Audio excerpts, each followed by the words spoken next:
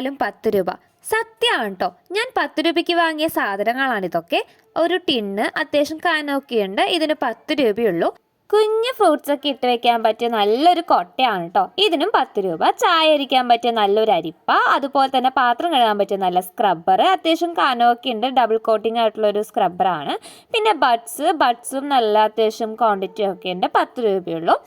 നല്ലൊരു കയ്യിലാണ്, ഇത് വെറും 10 രൂപയുള്ളൂ. പിന്നെ ബാത്ത് സ്ക്രബ്ബർ അത്യാവശ്യം കുഴപ്പമില്ല, അതും 10 രൂപ.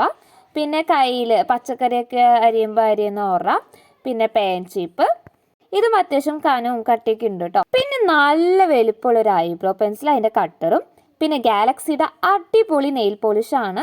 പിന്നെ നല്ല കല്ല് വെച്ച അടിപൊളി പൊട്ട്. ഈ കുഞ്ഞ് കാറ്റാടിക്കും 10 രൂപയാണ് കേട്ടോ. ബബിൾസ് ഒക്കെ വിടുന്നത് നമ്മളെ കുട്ടികളൊക്കെ.